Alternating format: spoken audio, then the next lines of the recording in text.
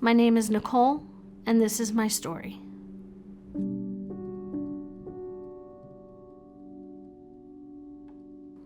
There are a few things that you need to know about me. My name is Nicole Heary. I'm 46 years old. I am the mother of 6 children. I am a college freshman. I am a full-time social services director. And this is how I became me. On October 23rd, 2008, my world shattered. It's one of those moments that doesn't just sound like a crack. The world beneath you shakes. I remember this day specifically because my daughter called me to her school at 8 years old to let me know that my ex-husband, her father, had been sexually molesting her for years. I was prepared for the emotional drama that was ahead of us. I knew the trauma emotionally was going to exist. What I didn't account for was how that one moment would financially devastate me, even to today. Now, as a single mother of 3 children then, I worked 2 jobs. I was able to get by because I had child support. The day he was arrested, the state of Pennsylvania decided that he was never going to be financially obligated for his children ever again. This included anything he had previously owed me in arrearages. Now, I have to preface this and tell you that this man owned a house. He made $100,000 a year. He had a retirement fund. He had a 401k, and he had assets, all of which were untouchable by me. However, not untouchable by him in prison. He did manage to liquidate those. Prior, I was existing. I was surviving. And now I was drowning. There was no therapy. There was no food stamps. There was no case management. Nothing.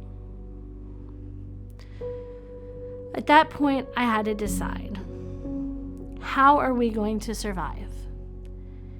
Now, it was easier to find a man that could make a livable wage than for me to actually make a livable wage. That sheer statement is sad, but is very true. I assumed that this was my only opportunity out of the situation for my children. My expectation of this man was so low because my need was so high. So, job, check. Retirement, check.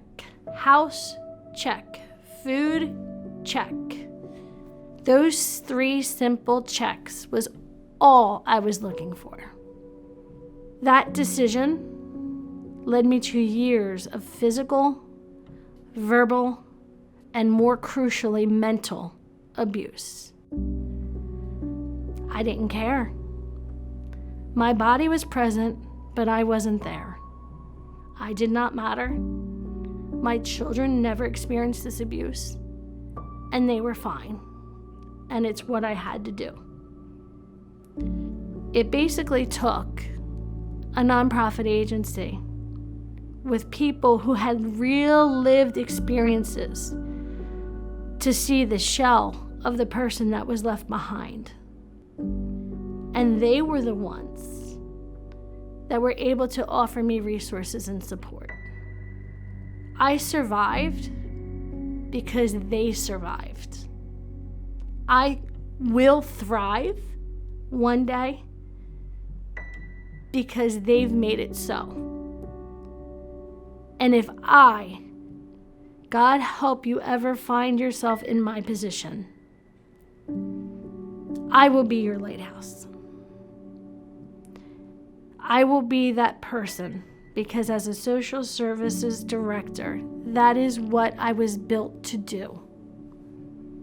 It is my calling.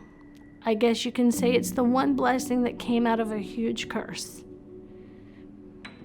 I promise not to watch you drown. I promise that I will pull you out.